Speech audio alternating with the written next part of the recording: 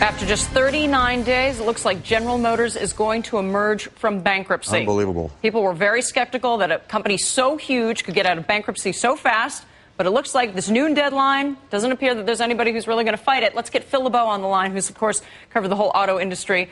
Phil, incredible, isn't it?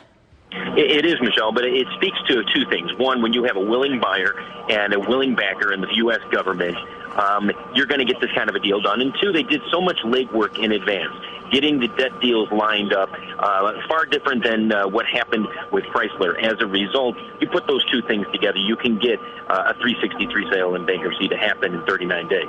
Yeah, with the government putting up all the debtor in possession financing, DIP financing it's called, it's a huge requirement, get a company to go through the emergence process. The government could really dictate the terms and move this very quickly. And that's exactly what happened here. And now what you're going to see from General Motors is it's not over. The sprint is just beginning. They have a company that is going to be stripped down considerably from where it was before. Most notably, the liabilities have been cleared off the balance sheet. But now it has to prove, it's been given a second chance here, it has to prove that it can succeed as a business. It's no longer okay to say, yeah, things are going to get better, eventually we'll turn a profit. Things will get better, eventually turn a profit. We've been hearing that for decades. Yeah. Now it's a matter of making it happen. And Phil, how do they make that happen? They've cleaned up the balance sheet side of the business, they've cleaned up their financial statements, but how do they make the operating side of the business work? Well, theoretically, the operating side should turn a profit if sales are at least $10 million as an annual rate in the United States. And right now we're running at, about 9.4, 9.5 million. It's expected to get over 10 million by the end of the year.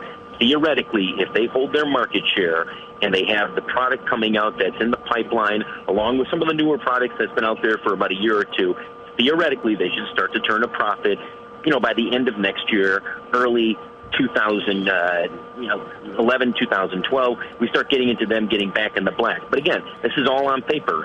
Things change if you don't come out with the product, and that's what it's going to come down to, product. Have you heard at all? I mean, I'm hearing rumblings that maybe Bob Lutz comes back and has a role in the new company. Have you heard that at all?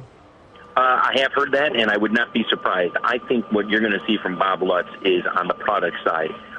He is the influence behind the renaissance that we've seen with the new Malibu, with the new product, the design, styling, the interiors. I mean, it used to be a joke. People would look at the interior of a Chevy and they'd say, what is this? This is plastic. Bob Lutz came in and he made a lot of the changes that we've seen recently. Now, I think what you're going to see is him to reassume a role with more of a direct influence in terms of the styling and the product. And the other big question, of course, is just how much government influence is there going to be, Phil, right? And whether they're going to dictate green cars and that they produce cars that maybe individuals do or don't want. Michelle, I don't know if we're going to see too much government interference in terms of day-to-day operations. I think it's clear the government has made it clear in terms of more fuel-efficient vehicles, the smaller vehicles. You heard with the negotiations over building a small car in the United States. That's where you saw the government influence coming through.